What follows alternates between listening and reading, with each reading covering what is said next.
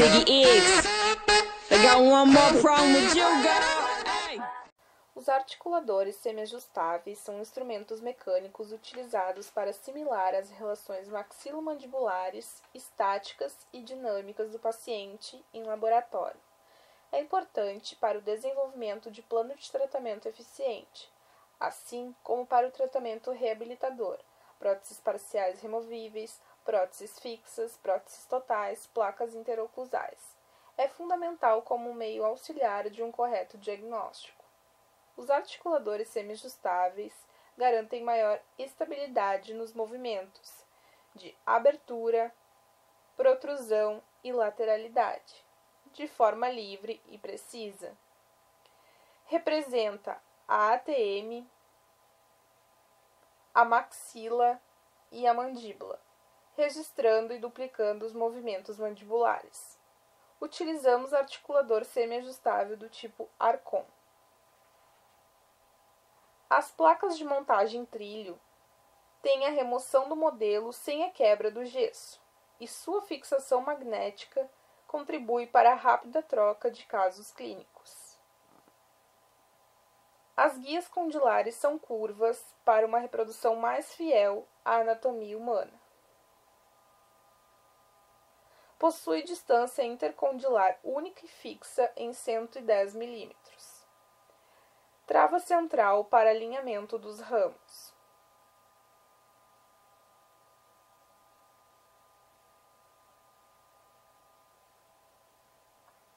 Na porção anterior temos o pino incisal graduado de 1 em 1 mm. Abaixo do pino temos a mesa incisal. E abaixo um parafuso de fixação. Permite a abertura em 180 graus com um pino de apoio.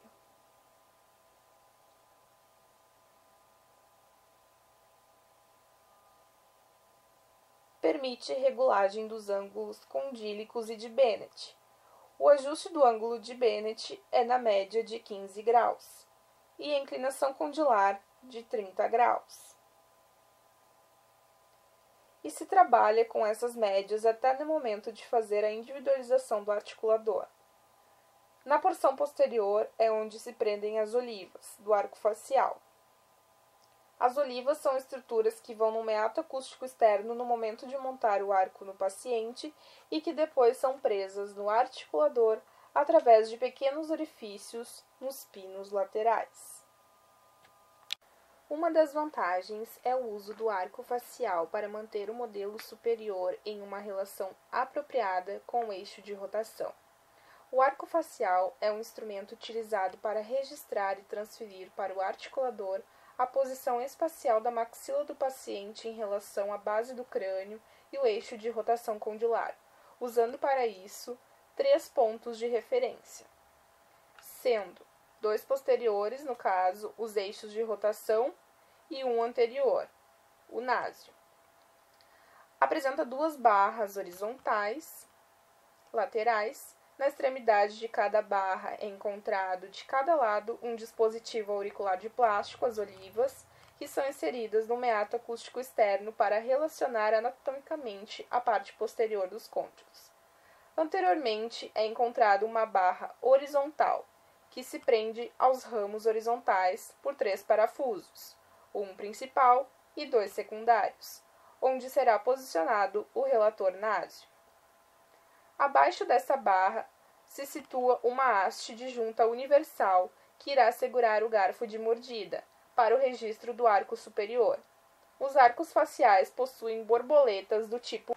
O preparo do garfo de mordida é feita com godiva de baixa fusão, em 3 pontos, um na região anterior de incisivos e 2 na região posterior, região de molares direita e esquerda. Cuidando com uma espessura de godiva, que seja em torno de 1 mm, a fim de evitar falhas no momento da marcação em boca, pois os dentes não devem tocar o metal.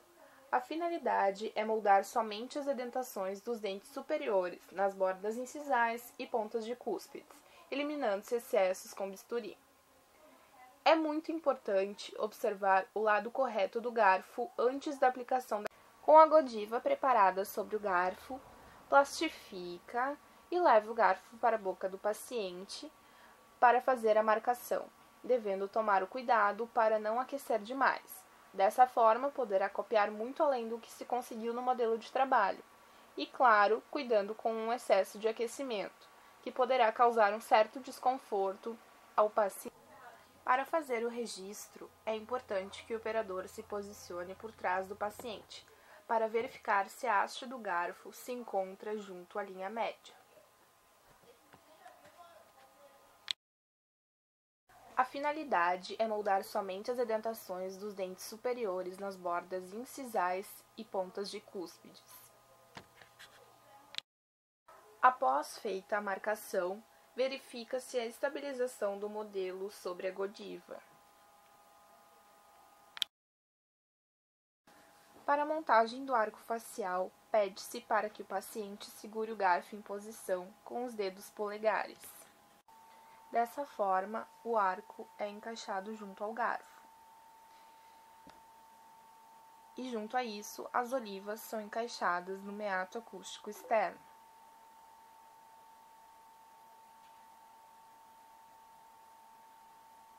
A haste vertical deverá estar bem próxima da boca do paciente, sem tocar em tecido. Pede-se para o paciente segurar o arco, apertam-se os parafusos,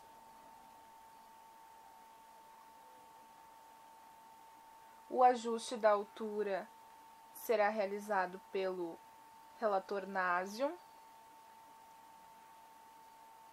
sobre a cela acima do nariz, provocando uma tensão nos parafusos com essa manobra e que deverá ser ajustado pelo movimento dos parafusos. Com o arco em posição, travam-se todos os parafusos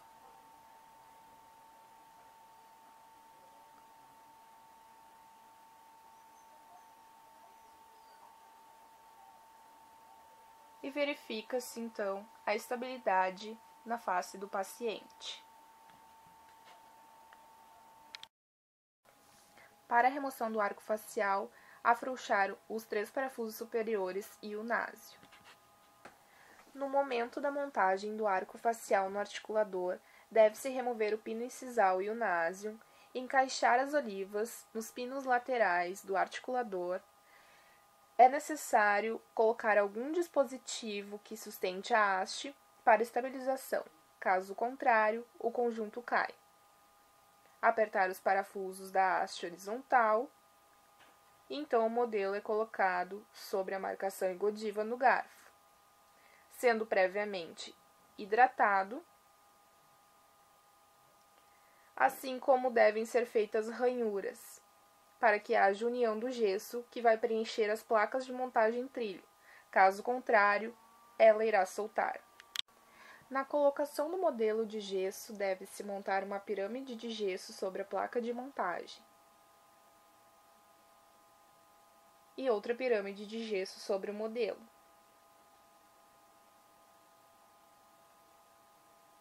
E então fechar o articulador, deixando o gesso cristalizar e o ramo superior descansar sobre a barra transversa.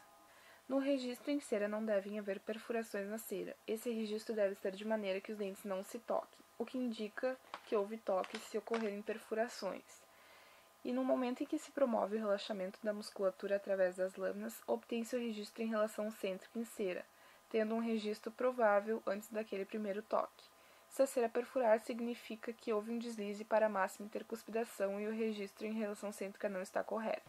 As lâminas de Long auxiliam na desprogramação dos reflexos neuromusculares e no registro de relação cêntrica. O paciente fica ocluindo sobre as lâminas de Long de 10 a 15 minutos. Pega-se um número aleatório de lâminas e coloca na região de incisivos.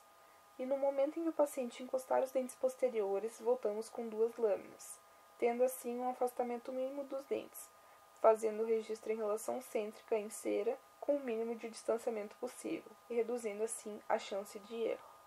Para o registro em cera, pegar uma lâmina de cera 7, dobrá-la ao meio, uni-la plastificar para que fique fusionada e cortar exatamente do tamanho do modelo, não sendo maior, pois não pode tocar em tecido mole. E na porção anterior se deve fazer um corte em U ou V para promover espaço para as lâminas de long. No registro em cera não devem haver perfurações na cera. Isso é indicativo de que houve algum toque. Traçar um risco vertical na lateral do modelo e nos incisivos inferiores, a fim de verificar se houve protrusão indicada quando o traço veio para frente e interposta a cera. Feita a compensação do pino, colocada a cera entre os modelos, se vira o articulador para montar o modelo inferior, fazendo uma pirâmide de gesso sobre o modelo e sobre a placa de montagem. E então fecha-se o articulador. Aguardar o gesso cristalizar, acrescentar bastante gesso ao redor para que fique firme e fazer os acabamentos.